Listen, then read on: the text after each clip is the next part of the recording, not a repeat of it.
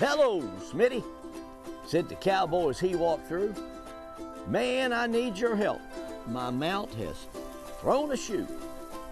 "You bet," said Smitty with a big, wide, toothy smile. Knowing that heating up the coal, well, that was going to take a while. Now, being a blacksmith is hard work because every single horse has his own quirk. Some will fight you to the bitter end, while others, well, they stand quiet as you drive the nail in. But you can bet they'll be leaning on you, clearly aggravated about having to wear a shoe.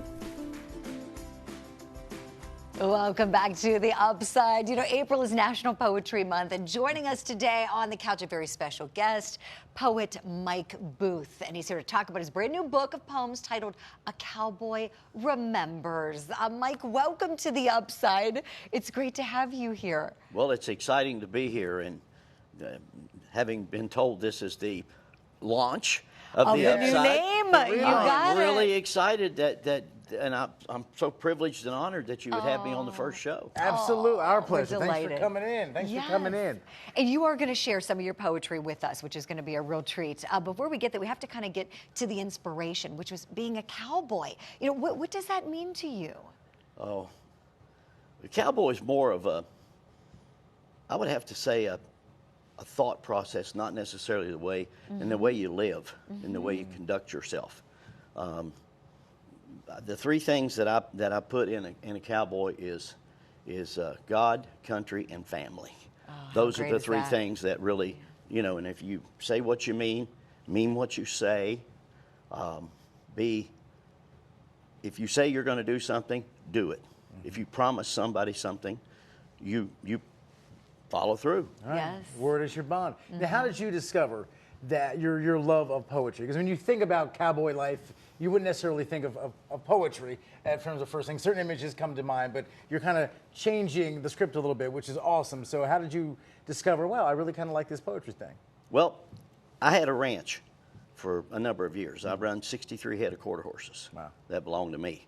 And I had one employee, so I was at the barn every day. I was on a horse every day. Okay. I mean, I'd get up in the morning, go to the barn at daylight, and come home at dark.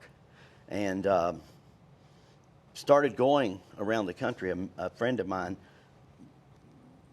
kind of introduced me to cowboy poetry, and I became influenced by Waddy Mitchell, Baxter Black, Tom Chambers, Red Steagall, just different people that were big inspirations to me as far as the cowboy poetry goes. And I just sat down one day and said, I think I'd like to write a cowboy poem.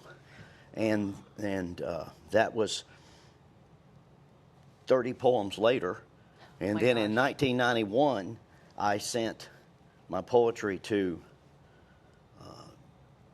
Nevada, and there's a great big national cowboy poetry gathering. And I had my slots and times, and I'd been invited to come out and do that.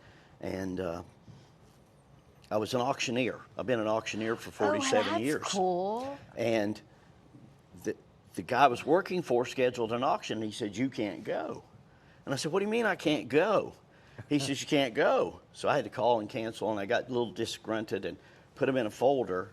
And then my wife and I were going through our attic, and I opened up a folder. Now, we've been married 31 years. Aww. And I said, "Honey, I bet you didn't even know I wrote these poems because I wrote them before I met her." Did she know? And she didn't. Wow. And she said, "When did you write these?" And so I took it to an editor here in Atlanta, and she said, "You know, what are you going to do with these?" I said, "I'm just going to make a book and give it to the children and for something to remember me by." And she said, "Well, that's a mistake. These are marketable." And I said, "Really?"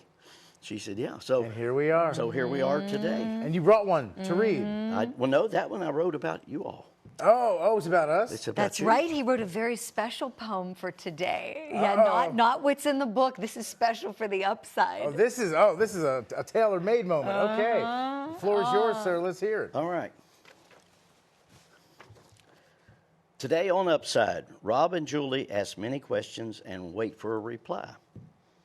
Their guests are excited about being there, and we all know why.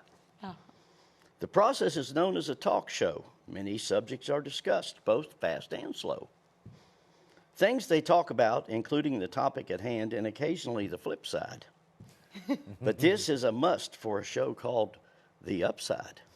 Oh. They're up to date on events at hand. The area is blooming and is given, but knowledge of these events is in great demand. Good people, good things. That's what this show brings. The guests come with their hopes, ideas, and views. Some which event or items, well, it's yours to choose. Again, we welcome you to meet Rob and Julie to experience this exceptional ride on an exciting and informative show called The Upside. Oh, Mike, that was so great. We could hear the cheers going off in our control room. Everybody's like, yeah, he nailed it. Wow. That's awesome. Thank We you love for that and the whole backstory and the book. And tell folks real quick where they can get it. cowboyremembers.com. Cowboyremembers.com. Cowboyremembers.com. Beautiful. Or they can go to cowboy.com. There we I go. forgot about that. Okay. Yeah, it's easy to remember. Cowboy. Thanks for being our first guest. Yeah. Appreciate It's it. exciting about being here. I really appreciate you having me on your first show. Our pleasure. Thank you, Mike. Great to meet you and your beautiful wife, Kathy. Take good care. Thank you.